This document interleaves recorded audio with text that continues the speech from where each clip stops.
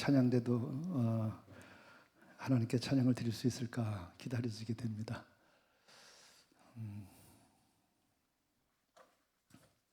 오늘 아침 일부 예배만큼 제가 예배 가운데 큰 은혜를 받은 시간이 또 있었을까 이런 생각이 듭니다. 그래서 이제 예배를 준비하면서 그런 마음이 들었는데, 우리 일부 예배 정말 이 땅에서 머리 둘 것도 없고 마음 둘 것도 없고 정말 거리에서 사시는 분들이 더 다수이죠. 지금 또 생각해 보면 예전에는 서울역 거기서 노숙하는 분들, 그럼 서울역이라는 이미지 자체가 참 부정적이었어요. 근데 세월이 한 15년 이렇게 지나가면서는 그래도 서울역이 있어서 다행이다 이런 생각을 저는 좀 들어요. 서울역, 역전 그런 곳이라도 있으니까 이 땅에 정말 머리 둘 것도 없고 마음 둘 것도 없는 분들이 그곳에서 또 쉼을 얻고 도움도 얻지 않나 이런 생각이 듭니다. 네, 우리 코로나 바이러스로 인해서 일부 예배를 드리지 못하게 되니까 사실 시간이 지나면서 이 일부 예배에 대한 마음의 부담이 굉장히 커지더라고요. 또 부활절에 우리 서울역에 나가서 부활절 달걀과 식사 대용품을 전해드리는 계기로 해가지고 또 굉장히 충격을 받았기 때문에 일부 예배를 빨리 시작을 해야 되겠다. 그래서 이제 오늘 시작을 한 거죠. 질병관리본부의 규정대로 마스크를 쓰고 또 체온 검사를 하고 또 손을 씻고 그리고 거리를 두기로 해서 1m 이상 이렇게 서서 예배를 이제 드렸어요.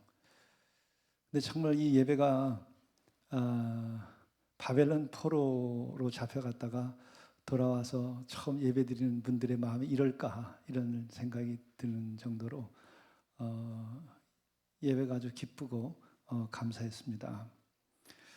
그리고 좀 부끄러운 말씀입니다만은 제가 여태까지 헌금을 드리면서 일부 예배 오늘 아침에 헌금을 준비하며 거기다 감사의 글을 쓰고 하는데 그렇게 헌금을 드리는 게 기쁠 수가 없더라고요.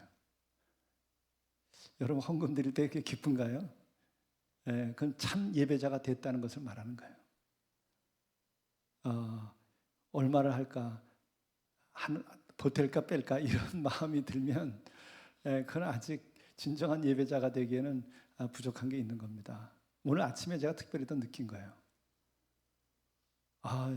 봉헌할 수 있다는 게, 예배 드릴 수 있다는 게 이게 이렇게 기쁨이구나. 정말 아침에 큰 예배 준비 자체가 기뻤습니다. 우리 청년들이 젊은 날에 일찍 은혜를 받아서 정말 예배가 이렇게 기쁘고 예배에 봉헌할 때 이렇게 감격스럽고 이런 게 들면 아마 젊은 날의 유혹이라든지 방황이라든지 이런 것이 빨리 떨어져 나갈 것 같아요. 아마 30년 세월은 여러분 절약되지 않을까 이런 생각도 듭니다. 그래서 일부 예배를 드리는데 정말 시온에 돌아와서 포로 생활을 마치고 예배 드린 것 같은 감동으로 일부 예배를 드렸습니다. 네, 제가 서울역에 나갔을 때의 그 장면이 오늘 아침에도 생생했어요. 이제 부활절 달걀을 처음에 나눠주고 또 그 다음에 이제 점심 식사할 것을 이제 나눠드렸고, 근데 처음 나갔을 때는 이제 좀 부족했어요. 그래서 너무 또 미안했고 그 다음 주 계속 나가게 됐죠. 우리 교회는 서울역을 찾아가는 것이 아니고 서울역에 있는 분들을 나오게 하고 자립하게 하고 회복시키고 하는 그것이 목표였기 때문에 얼만큼 하든 못하든 간에 우리는 15년 동안 그것을 계속 해온 겁니다, 방향을. 근데 이번 코로나 사태 이후에는 이분들이 교회에 오지 못하니까 이제 찾아 나갔던 것이고, 또 아침 대접을 못하니까 우리들이 가서 여기 아침에 오시는 분들은 이제 전달을 했지만 반밖에 오지 못하니까 또 나가서 전해드렸고, 뿐만 아니라 서울역에 봉사하던 분들도 단체들도 못 나오니까 이제 더 어려움이 돼서 우리가 나가자 이렇게 했습니다. 그런 마음으로 나갔을 때에 저는 정말 뜻밖이었었어요. 그 먹을 것을 나눠주는데 저기서 목사님 그러는 거예요. 내 생에 그 목사님 소리를 제가 세상을 떠나면서 추억을 우리가 되살펴본다 그러면은 그 중에 분명히 하나는 그날 나를 향하여 목사님 하고 그 광장에서 부른 목소리일 거예요. 그런 생각이 들어요. 저는 가끔 어떤 경우에는 뭐 매일 그렇게도 하죠. 아침에 해가 뜨면은 하루가 시작될 때 창조의 첫 아침처럼, 또 뿐만 아니라 이제 다시 오지 아니할 하루인 것이고, 또 내가 늘 여기 온 지 얼마 됐나 그런 생각이 저는 늘 들어요. 그건 꽤 아주 젊은 시절부터 그런 마음이 들었던 거고, 또 뿌리를 찾아보면 어린 시절에도 그랬어요. 여기가 어딘가. 이제 그게 좀 크면서는 제 마음속에 참 온 지 얼마 됐나, 이제 또 얼마나 남은 거지. 그래서 하루의 이 삶을 대하면서 시작할 때에 어떤 경우에는 추억처럼 이렇게 느껴져요. 제 3자로서 세상을 바라보는 것 같이. 근데 그런 생각이 들면서 공동체에서 아침을 혼자 맞으며 산을 바라다 보면서 참 아름다운 곳에 와 있는데, 이 생에서 우리에게 남는 것이 무엇일까? 또 내 생에 있어서 남는 것이 무엇일까? 전혀 뜻밖의 서울역에서 그 형제들 중에서 몇 사람이 목사님 하고 부르는 그게 그렇게 반갑게 느껴지고 뜻밖이었고 은총이더라고요. 내 생에서 저렇게 목사 소리를 불러주면서 반가워하고, 그것이 주님이 불러주는 것 같아요. 내가 너를 안다. 너는 나의 종이다. 그런 것들이 그 형제들을 통해서 저의 마음에 들려오더라고요. 이게 영광이구나. 여러분, 이건 돈으로 살 수 없습니다. 지식으로 살 수 없습니다. 어느 큰 교회 담임을 하고 섬긴다고 해서 살 수 있는 게 아닙니다. 또 이거는 여러분들이 수고를 엄청나게 많이 어려운 이웃들을 섬기느냐고 고생하셨는데, 제가 또 혼자 영광을 받는 것 같은 생각도 사실은 들지만, 그러나 주의 종으로서 그보다 더 귀한 것이 어디 있을까? 여러분들을 향해서 누가 여러분을 진심으로 불러주는 이가 있습니까?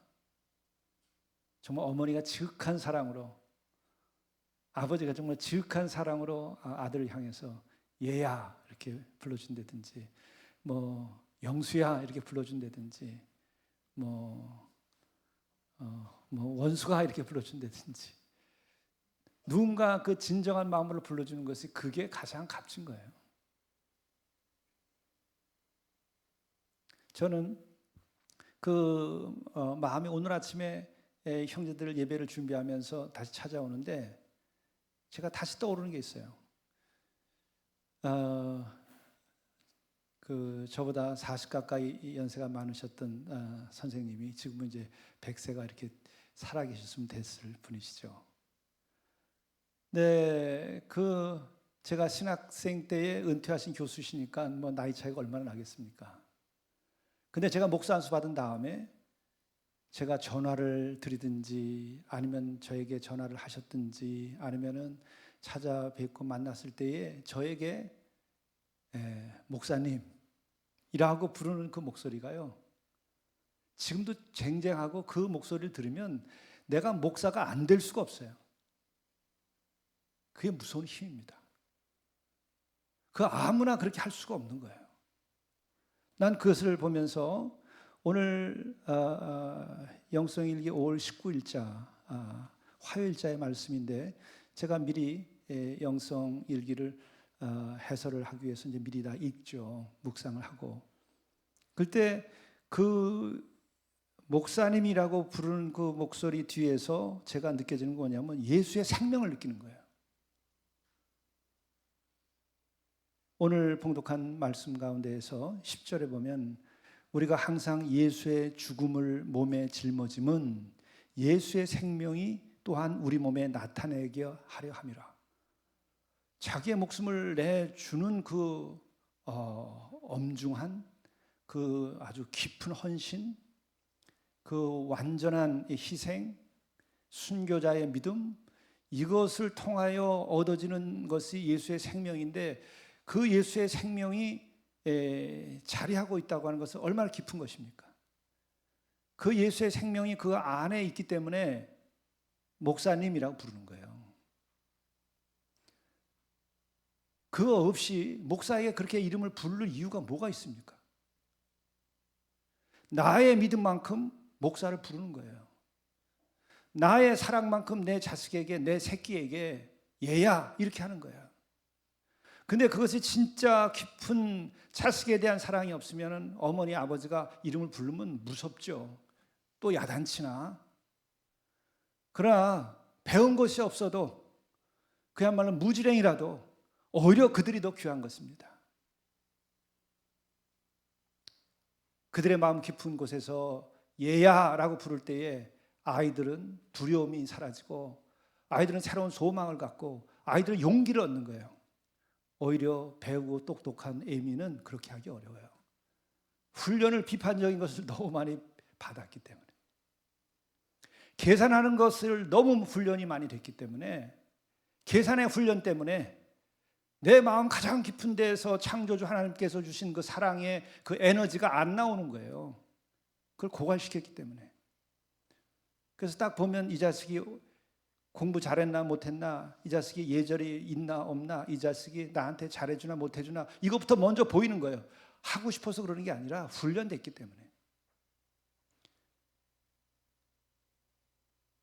얘가 앞으로 성공하겠나, 집안의 이름을 빛내겠나 안 나겠나, 이것부터 먼저 생각하게 만들어져 있기 때문에 길들여져 가지고 얘야 소리가 진정한 사랑에서 안 나오는 거예요.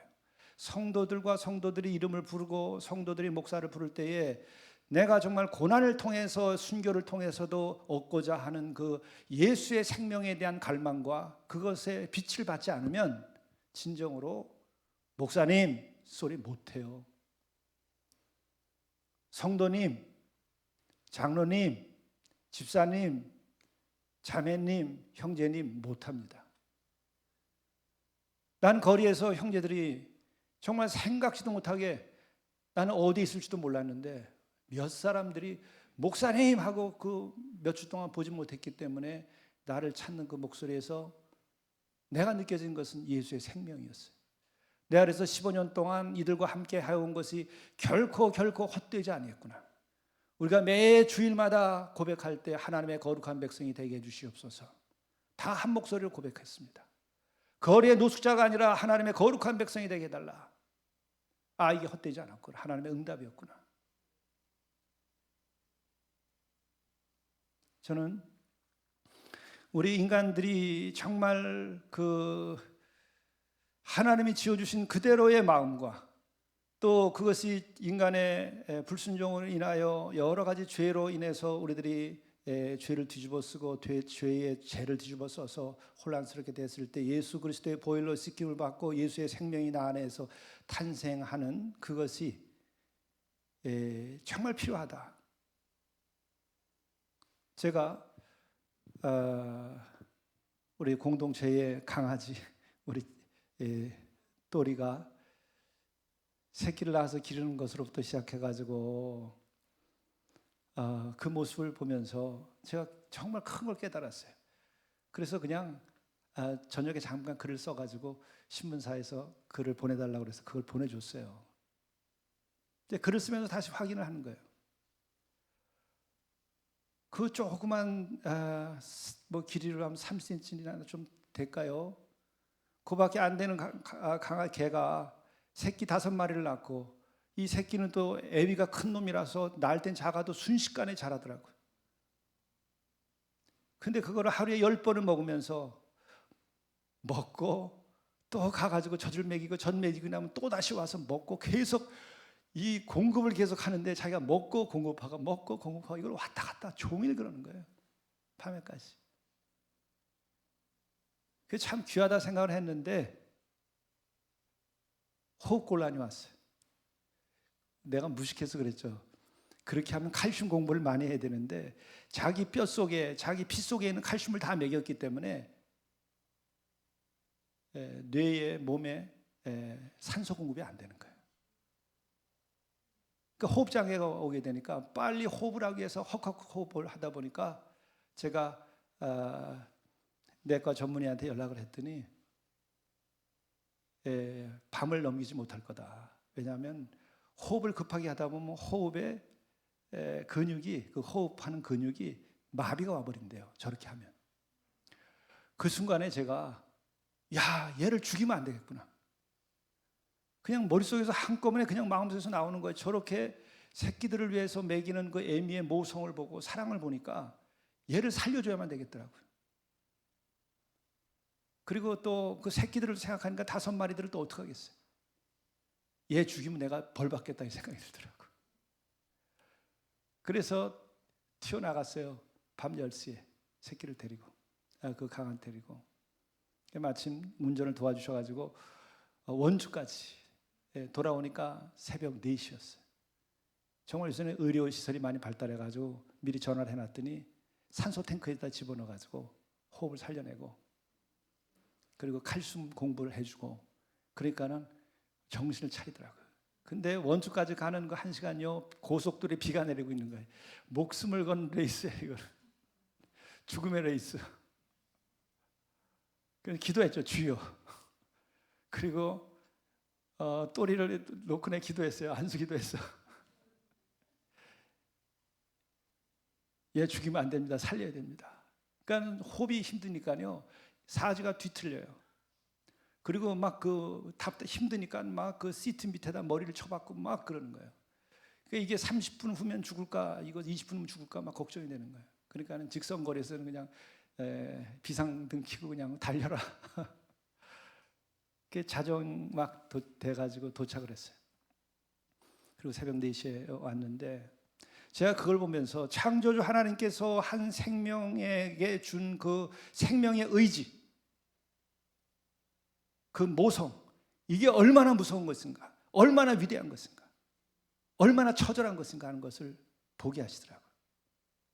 제가 그걸 보면서 창조주 하나님께서 만물의 생명을 살리고자 하는 이런 의지를 가지고 계신데 바로 스스로 그 의지를 표현하신 것이 십자가의 죽음이구나.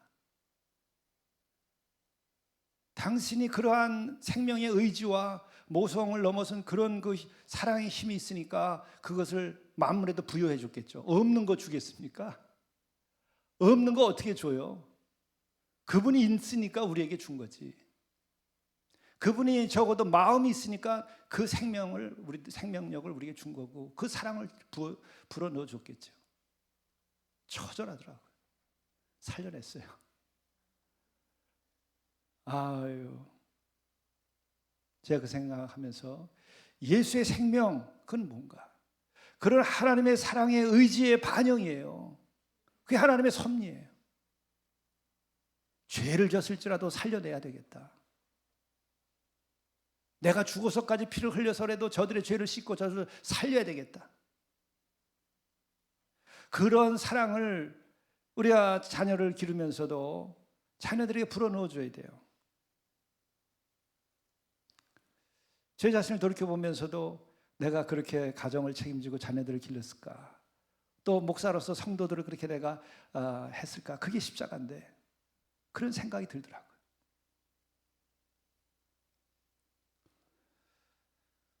또 우리들이 그러한 예수의 생명이 우리 안에 깃들어서 우리를 이끌어 가신다고 한다면 젊은 날에 무엇이 두렵겠어요?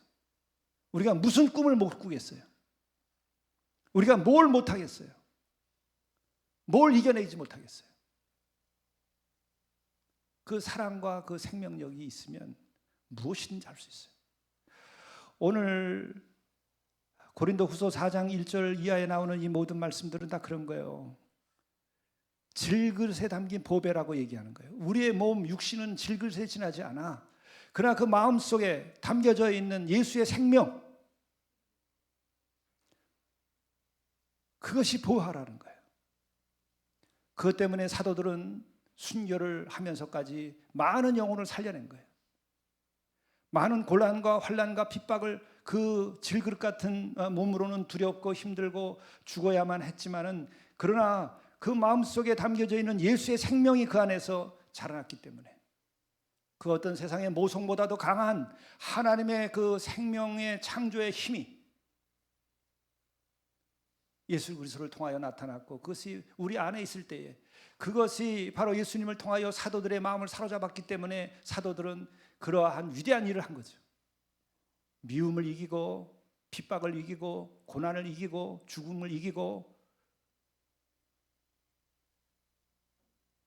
그리고 오히려 참으로 놀라운 것은 우리가 예수의 죽음을 몸에 짊어짐은이라고 하는 것이 아니라 항상 예수의 죽음을 몸에 짊어짐은 그런 거예요.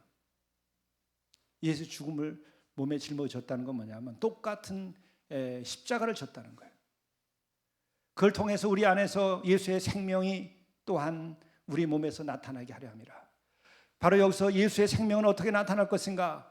고난과 환난과 핍박을 피함으로써 나타나는 것이 아니고 오직 예수를 믿는 그 믿음을 가지고 담대하게 그냥 나가는 거예요.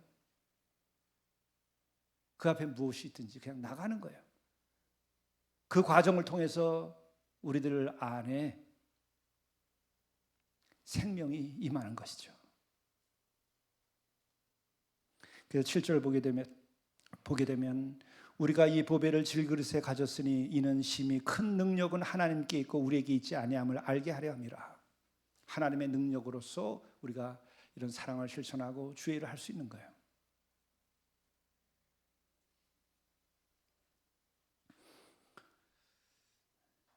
젊은 날에 이와 같은 하나님의 사랑의 힘과 능력과 창조력이 우리 안에 자리하기 시작하고 싹 튼다고 한다면 우리가 무엇을 못하겠습니까?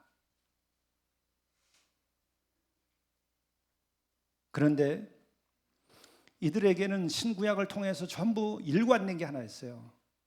그건 뭐냐면은 약속이라고 하는 거예요. 구약들에서 구약, 옛 약속이라고 표현되어 있어요. 신약도 새 약속이에요. 신약은. 그것은 뭐냐? 우리를 구원해 주실 것이라고 하는 약속을 믿는 거예요. 그 일반적인 약속 아래서 여러분 개개인에게 하나님께서는 어떤 약속을 주셨는지 그 약속을 여러분들이 찾아내야 되고, 그 약속은 소명과 한 짝으로 가는 거예요. 이 약속이 중요한 겁니다.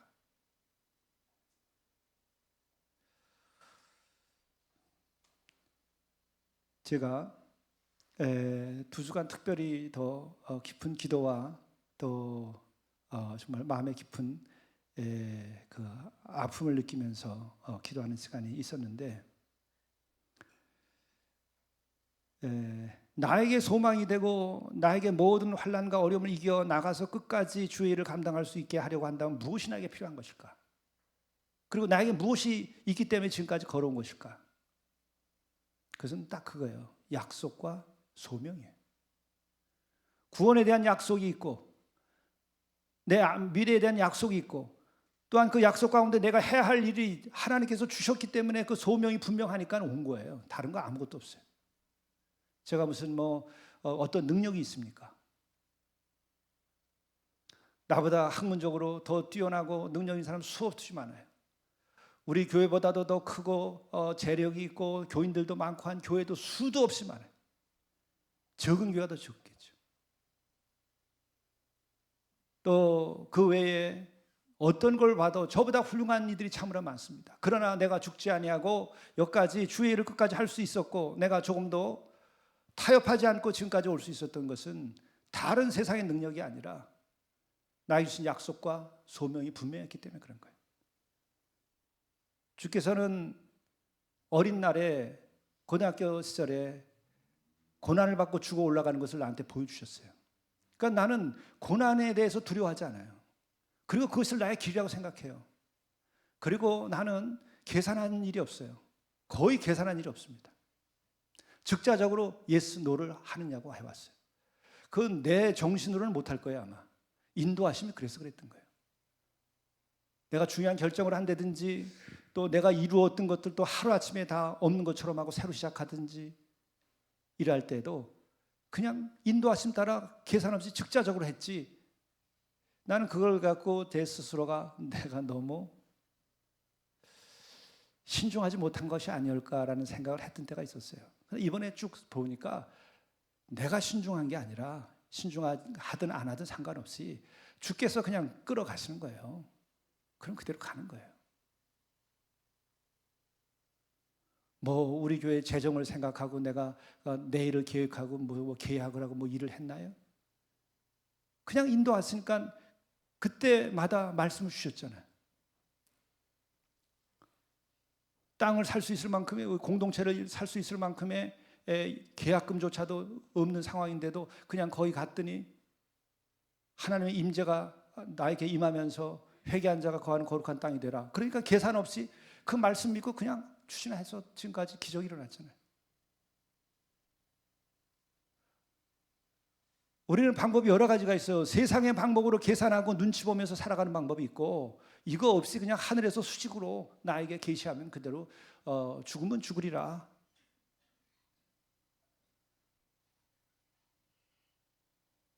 고난의 은총이라 생각하고 그냥 택하면 주님께서 이루시는 거예요. 그리고 그러한 것을 내가 하는 것이 아니라 주가 하는 거니까 내가 알지 못하는 주님만이 아는 사람들과 아는 세상이 있어요.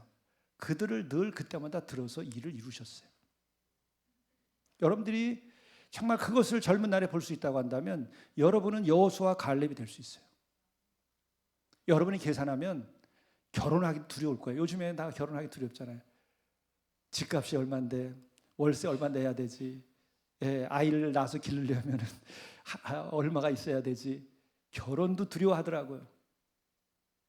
주님께서 짝 주어주셨다 믿으면 그냥 결혼하세요. 절대로 굶어 죽지 않아요. 그런 내가 늘 얘기하잖아요. 여러분 실패해봐야 별거 없어요. 서울역 가는 거야. 서울역 가서 굶어 죽는 사람 봤어요? 그럼 우리 교회로 오면 되고, 내가 우리 교회 안 오면 다른 더 큰 교회로 보내주면 돼. 그럴 능력은 있어요. 근데 뭐가 두렵죠? 한 번 가는 인생에서. 내 안에 두려움이 있는데 그것은 예수의 생명이 없기 때문에, 하나님의 크신 그 사랑에 대한 신뢰가 없기 때문에 그 두려움이 나를 삼키기 때문에 그런 거예요. 하나님 주시는 그 큰 사랑이 있으면 두려움을 내쫓을 수 있어요. 사랑이 두려움을 내쫓나니.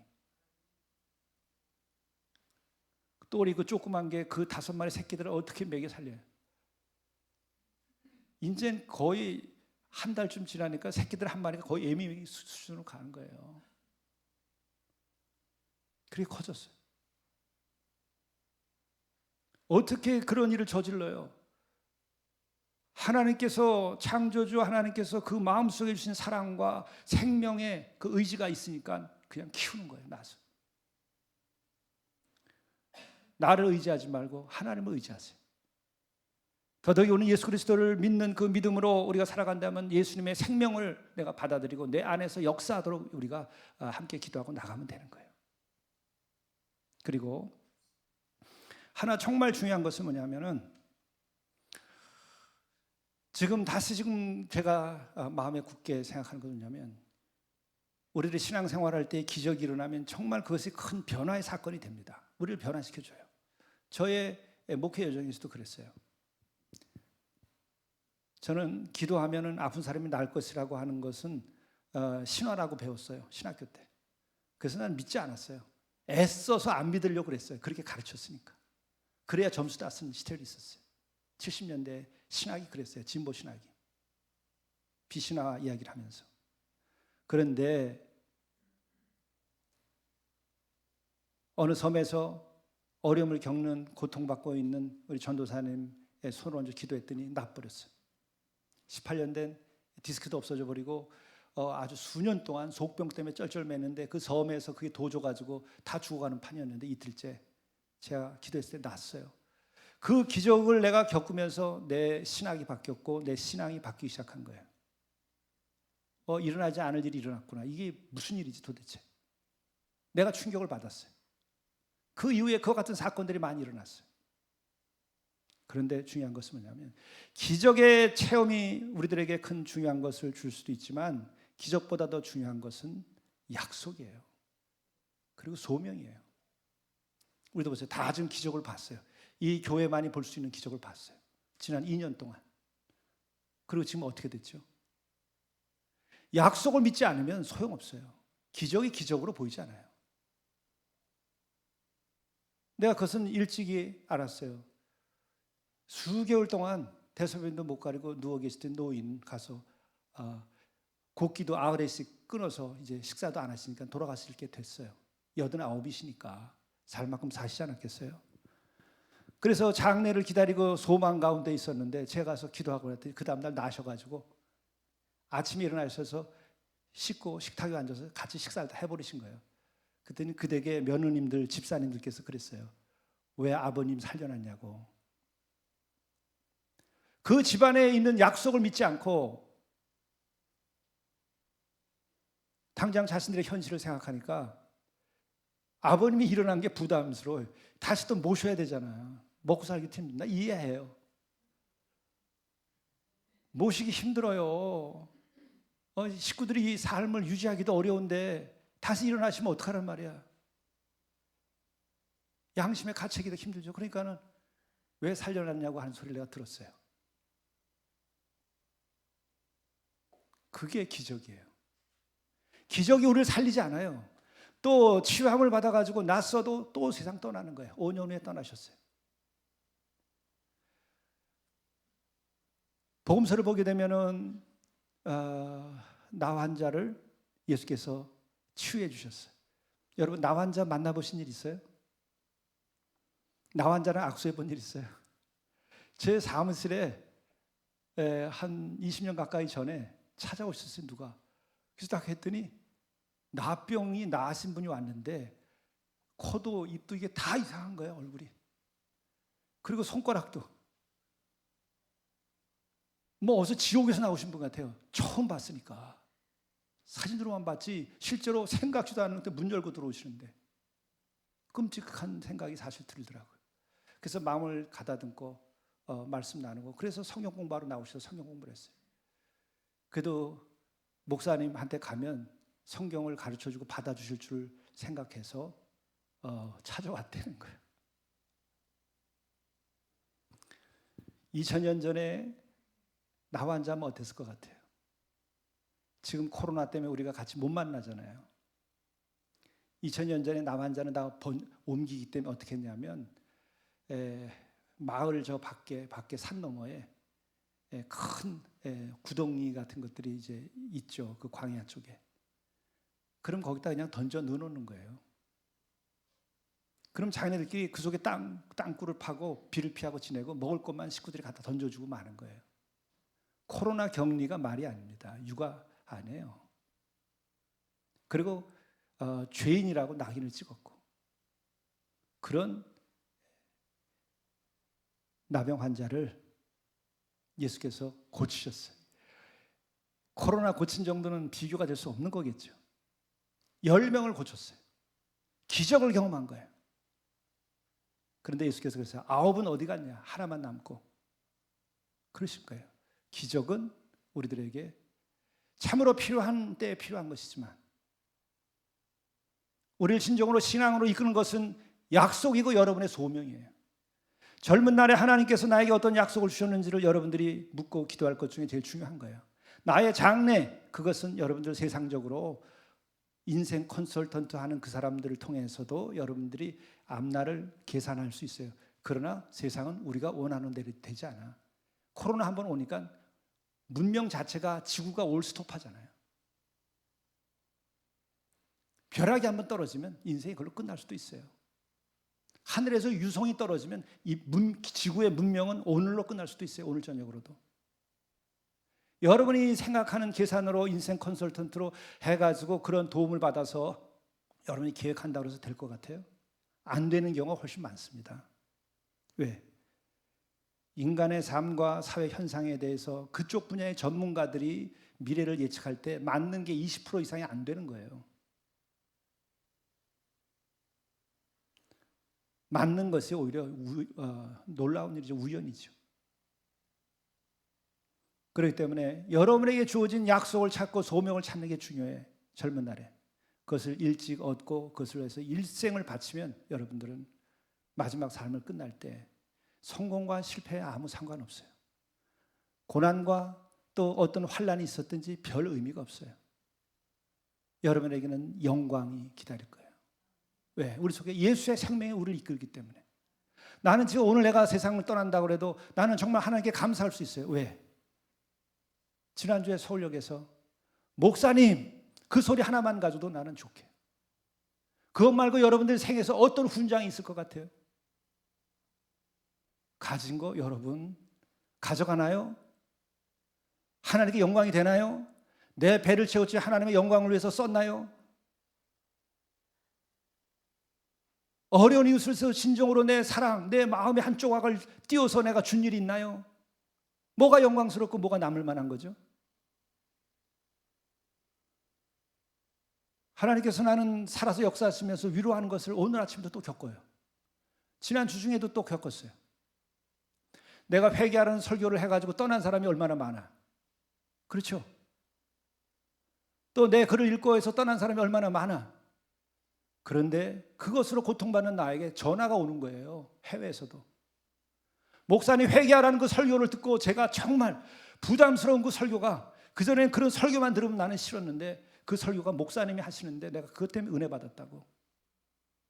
그리고 전화를 우리 사무실에다 해서 내가 통화를 했더니 뜻밖의 그런 얘기를 하는 거예요. 하나님이 살아계시다는 걸 내가 느껴요. 오늘 아침에도 찾아와서 1시간 동안 신앙 고백하는 게 그겁니다. 목사님, 다른 분들에게 들을 수 없는 목사님이 그 회개하라는 거, 그것이 제가 다시 마음에 걸려서, 그래서 제가 그랬어요. 그 얘기를 시작하길래 저도 하기 힘들어요. 회개하라는 설교. 그러나 내 마음속에는 견딜 수 없는 어떤 그 저항감이 있고 못 견디는 게 있어서 내가 하는 거다. 그 목사님 그렇게 세게 얘기하는 거 자기 부담스럽대. 그런데 어느 순간 자기를 사로잡기 시작했대요. 그래서 모든 설교를 다 들었대. 그리고 회개하고 그리고 고맙다고 찾아온 거예요. 여러분, 예수님의 목회와 사역의 전부는 뭐예요? 딱 하요. 회개하라 천국에 갔다, 그거밖에 없어요. 여러분, 회개하라는 게 예절에 맞습니까? 틀립니까? 예절에 맞지 않아요. 어디다 대고 회개를 하래? 어디다 대고 잘못했다고 얘기를 해? 그러자는 거예요. 예에 어긋나는 거예요. 그거는 예수님이 세상에 와서. 무슨 예의를 지켜? 거룩하지 않은 짓이에요. 뭐 회개를 해? 회개를 하긴. 그게 예수예요. 덕스러워요? 회개하라는데? 너 간음했지? 너 회개해. 덕스러워요? 그게? 괜찮아. 다 세상 사람 다 그러고 사는 거야. 그게 덕스러울 거야 아마. 예수께서 가늠한 여인이 잡혀왔을 때에 너 괜찮다고 그런 일 있어요? 그 여인은 내버려 두고, 워낙 수치를 당했으니까 내버려 둬도 돼. 그러니까 옆에 있는 놈들 보고 너희들은 안 그랬냐? 그러니까 죄 없는 놈은 돌로 쳐라. 그 놈들 보고 회개하라고 그런 거예요. 그랬더니 이 여인이 어떻게 했어요? 살아났어요. 그랬더니 다시는 이런 일을 하지 마라. 예수님이 도덕군자입니까? 그렇게 덕스럽지 않은데 예절을 갖추는 사람입니까? 예에 속한 사람입니까? 도에 속한 사람의 진리에 속한 사람이에요. 그렇기 때문에 회개하라. 그리고 덕스럽고 예절을 갖춘 사람이 줄 수 없는 것이 하나님의 나라예요. 어느 도덕군자가 하나님의 나라를 줍니까? 어느 도덕군자가 하나님의 나라를 줘요? 어느 덕스러운 사람이, 가진 거 다 베푸는 덕스러운 사람이, 그리고 이름낸 사람이 어떻게 하나님 나라를 줘요? 회개하라고 말하는 사람이 하나님 나라를 주는 거예요.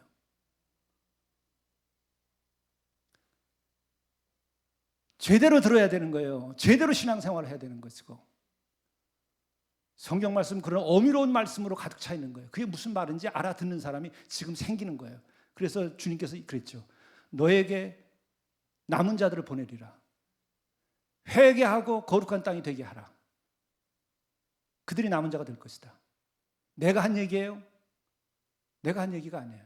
나도 그 부담스러워 힘들어. 그 설교하면서 얼마나 많이 떠났어요. 하나님이 살아계시고 그걸 통해서 하나님 역사하시는 거예요. 예와 덕과 진리의 세계가 어떻게 다른 것인지 좀 알아야 되는 거예요. 요즘에는 제가 농담삼아 어디 가서 강연하거나 그럴 때도 그래요. 요즘에 십자가는 끝에다가 안마기를 달았어. 못을 박지 않고 안마기를 달아놨어. 그래가지고 교인들마다 안마해 주는 거야, 십자가가. 거기에 생명이 있어요. 예수의 생명이 있어요. 오늘 보세요. 항상 예수의 죽음을 몸에 짊어짐은 예수의 생명이 또한 우리 몸에 나타나게 하려 함이라. 우리 몸에 예수의 생명이 나타나게 하려 하면은 우리가 예수의 말씀대로 길과 진리와 생명을 우리가 주님이 가신 길인 줄 알고 그를 따라갈 때에 고난이 생기면 고난을 받으며, 일부러 고난을 자초하는 게 아니에요. 세상이 그렇게 타락하고 더러우니까 우리를 싫어하는 거예요.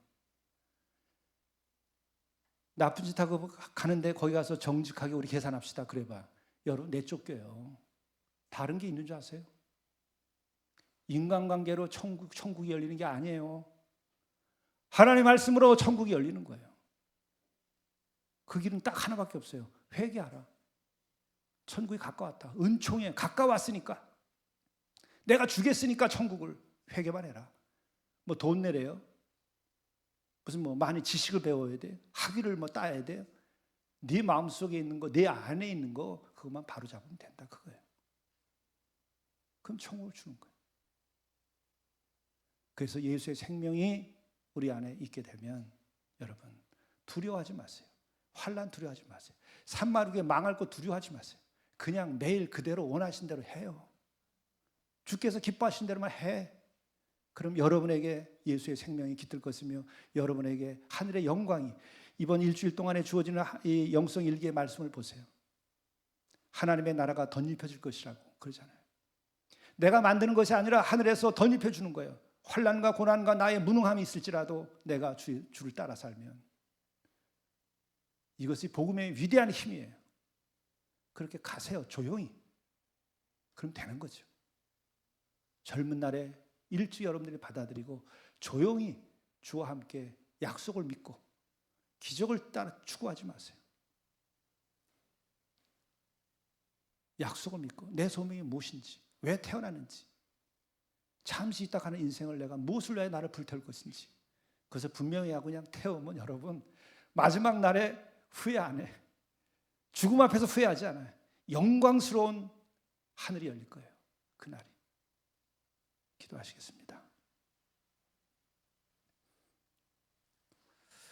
죽을 수밖에 없는 죄인들을 구원하시려고 예수님께서 그 십자가의 생명으로 우리의 모든 죄를 씻기시고 그를 믿는 믿음으로 우리가 구원함을 받을 뿐 아니라 또한 부활하신 우리 주님을 소망으로 삼고 나아갈 때에 우리가 환난과 핍박과 모든 악한 것과 더러운 것들을 우리가 이겨나갈 수 있게 됨을 우리가 말씀을 통해서 알고 또 그래서 순종하기를 원하오니 우리의 길을 인도하여 주옵소서.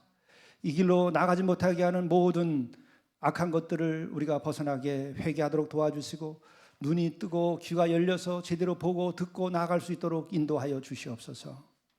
오직 예수의 생명이 우리 안에서 싹 터서 그 예수의 생명을 가지고 사랑하고 또한 인내하고 그리고 우리가 긍휼과 자비를 베풀면서 이 생을 살아가게 하시고 우리가 늘 살아계신 주님과 더불어 기쁘게 감격스럽게 순간순간을 살아갈 수 있도록 인도하여 주시옵소서.